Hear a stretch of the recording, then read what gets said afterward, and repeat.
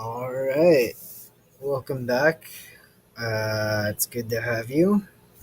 This is the next installment, if you will, of the assessment on my watershed, which is the Little Miami River watershed, with mainly a focus on the lower half,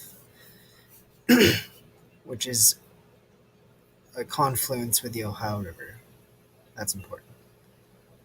So I'll go into further detail on my choice. It's an important but impaired watershed, and this alludes to why this field is so necessary. Firstly, the indicators that are targeted for this assessment are included here. Nutrient levels and dynamics, sediment quality, dissolved oxygen, and we'll go over various biological habitat indices. Uh, Nutrients, there's a focus on how they increase the level of eutrophication, and then furthermore, feedback effects in the watershed, and whether these trends will be elevated in the future.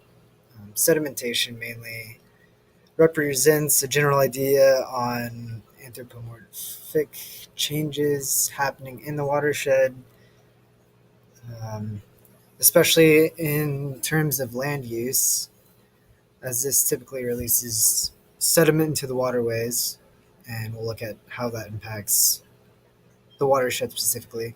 Dissolved oxygen can be tied to many things, but generally here is also related to human disturbances to the system. Biological and habitat changes can be measured in a multitude of ways, but remains often utilized by agencies in some critical ways. So, nutrient enrichment. It tends to be largely influenced by the limiting nutrient in the watershed. In this case, that is phosphorus, which is highly limiting, like most freshwater temperate streams are. I'm sure many of your watersheds are also the same way.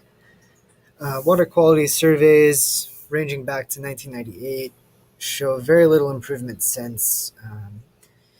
However, recent surveys have also been influenced by high flow events. So, unlike the previous surveys, there might have been more um, dilution that is involved in some of the measurements taken. The improvements that are there are definitely attributed to upgrades made to wastewater treatment plants along the river, which we'll look more at later. And this more efficiently removes the phosphorus from effluent that reaches the watershed, or the river and its tributaries. And this table pretty much just shows you a t-test that compares these surveys. You'll see the 3 years there. There's a significance if you look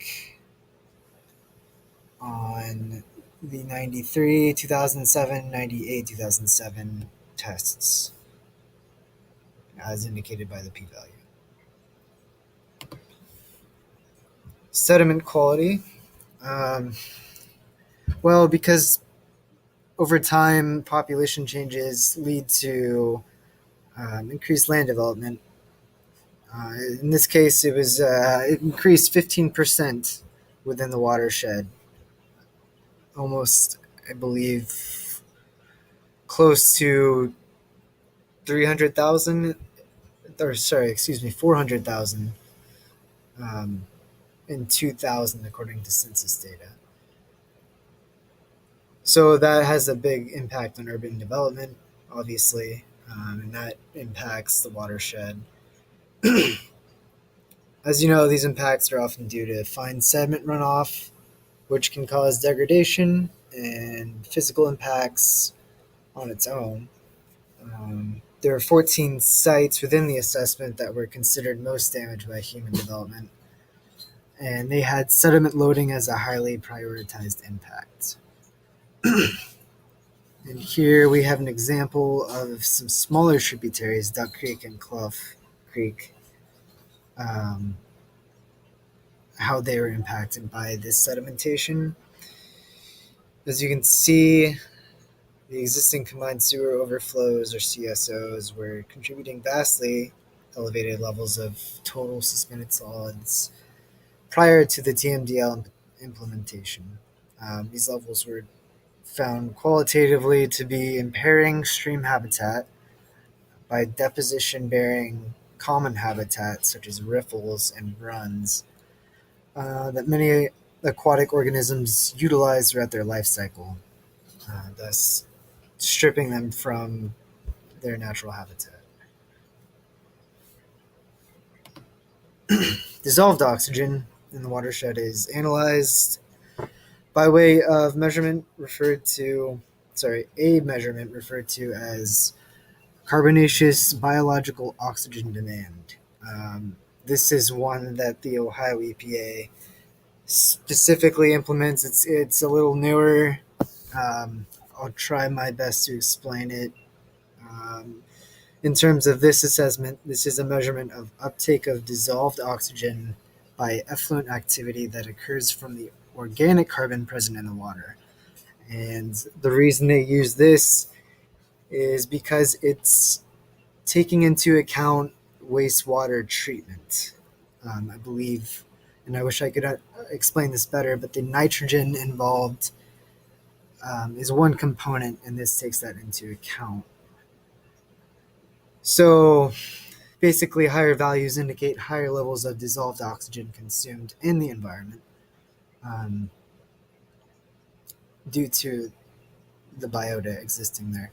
So you can see a 5-day test here of CBOD, um, the existing versus TMDL values, and they're noticeably different. And they also take into account the impact of CSOs in this watershed as opposed to stormwater alone. These high levels derive from effluent impacts. DO consumption can alter aquatic habitat, as I explained before, um, can really totally alter food webs entirely, but that's a different day. Okay, so biological and habitat evaluations are done with a QHEI, Quality Habitat Evaluation Index.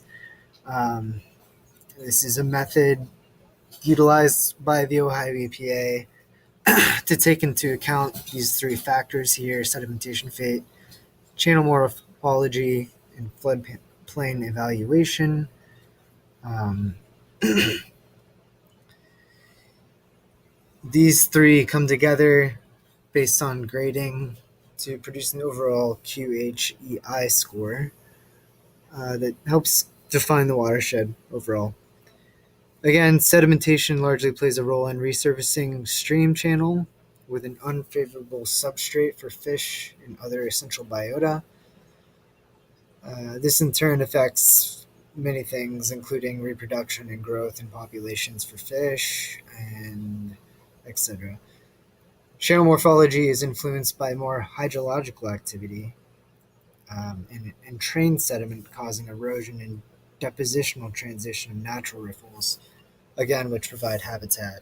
This is more pertaining to macroinvertebrates and biofilms, bacteria.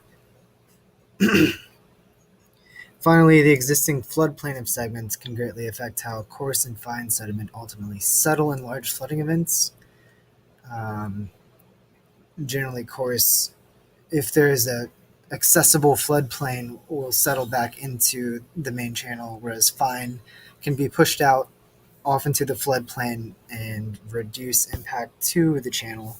However, if there is no access to the floodplain in some of these impaired in size channels, then that is a factor, and that can affect future events of elevated flow.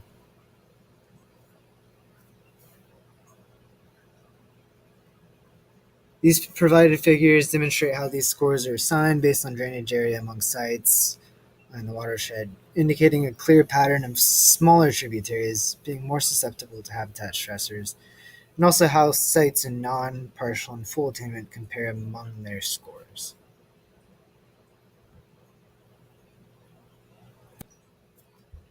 So, permitting based on the NPDES program allows for the following to discharge within the watershed.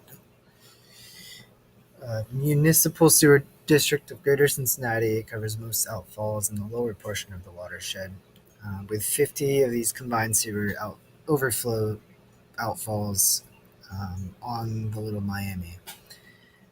This is a large area, so it covers many other wastewater treatment plants upstream, 7 major ones to be exact. And the Little Miami, referred to as Little Miami Wastewater Treatment Plant, is pretty close to the confluence of the Little Miami and the Ohio River. So it is a major one. And as you can see, there's various parameters monitored regularly. Some of these look familiar and they were mentioned earlier in the presentation. And this slide just shows you kind of a general picture of where these major ones are. And the smaller circles kind of give you an idea of all the minor ones, which are various industrial businesses and what have you. Um, so this covers kind of more the general aspects to give you an idea, and the scope of analysis being done, then better manages impairments in the future. If you have any questions more specifically about any of this stuff, feel free to comment or just talk to me, and I'll try to get back to you. Thanks.